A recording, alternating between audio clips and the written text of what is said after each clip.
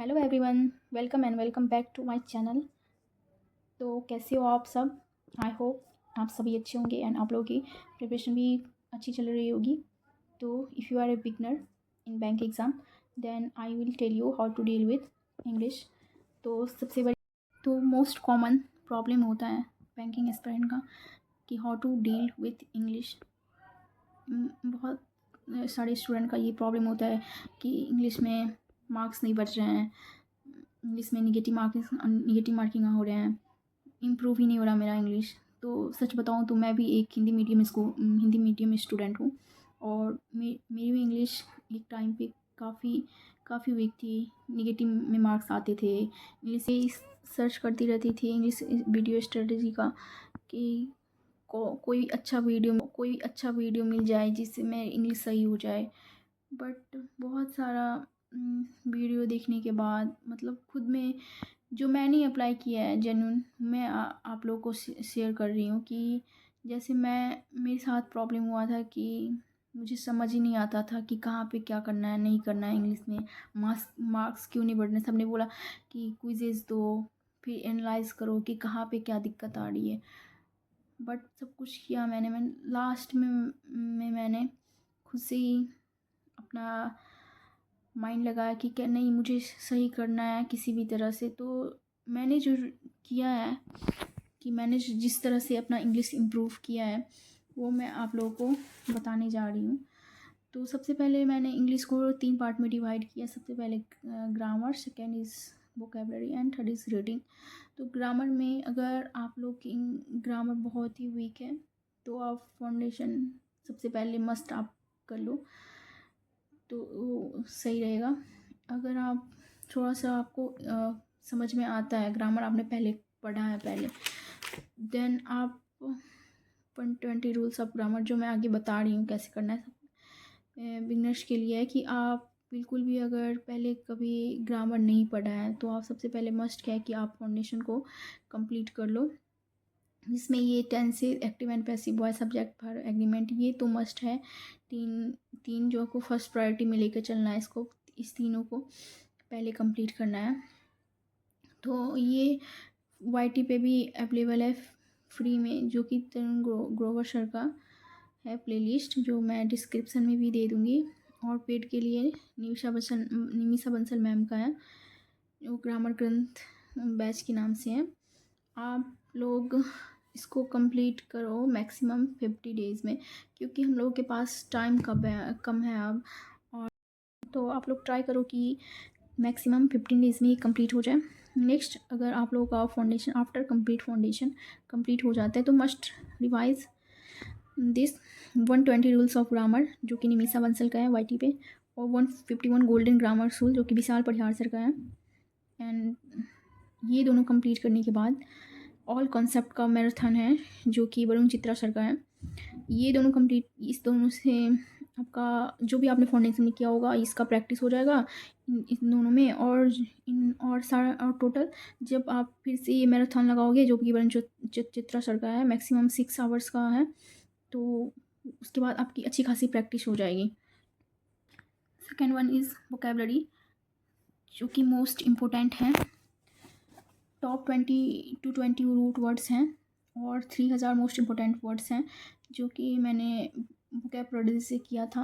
आप यूट्यूब पे निमिषा बंसल मैम ने क्लास भी लिया है, उनका उसका प्लेलिस्ट भी है, आप उससे भी कर सकते हो।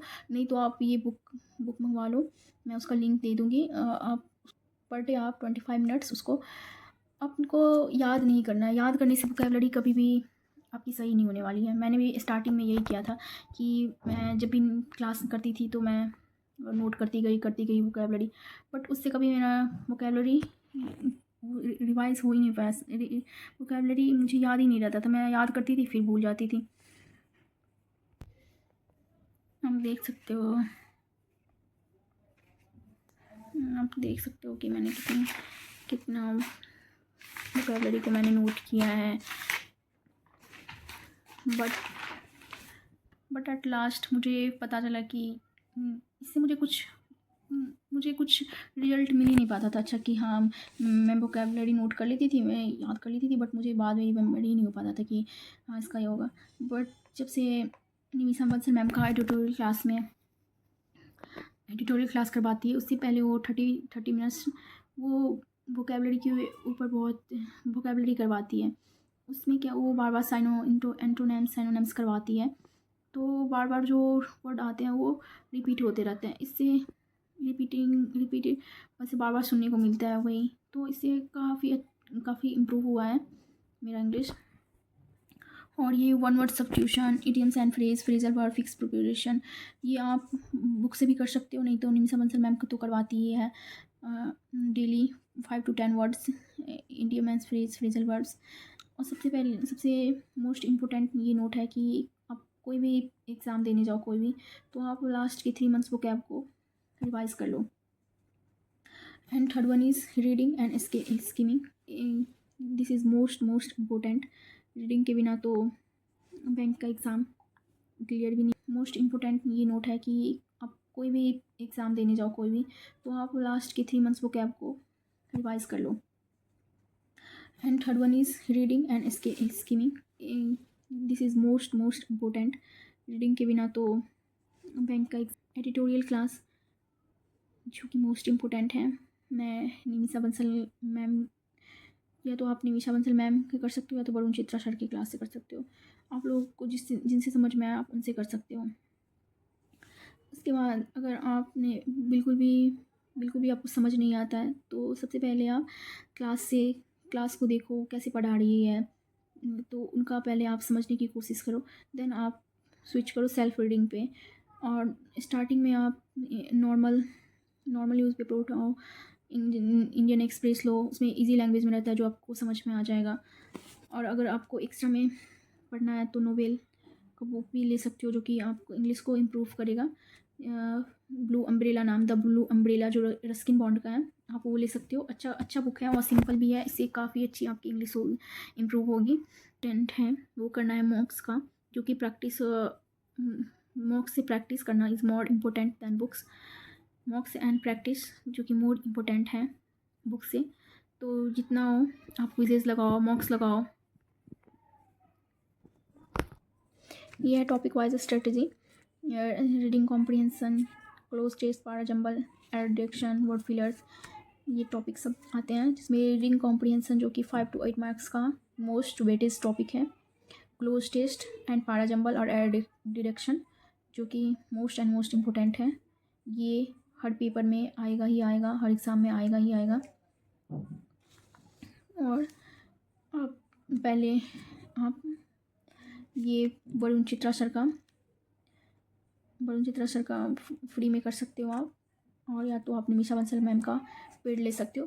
मैं बार निमिषा बंसल मैम और वरुण चित्रा सर का मैं इसीलिए नाम ले रही हूँ, इसीलिए जिक्र कर रही हूँ, क्योंकि मैंने भी बहुत सारे सर का नाम नहीं लूँगी मैं, बट मैंने भी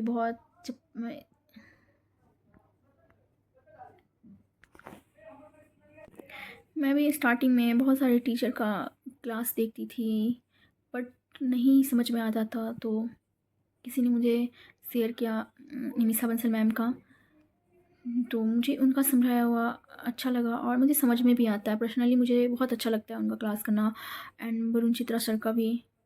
तो आप लोग को भी इन दोनों में से जिनका समझ में आया आप ले सकते हो।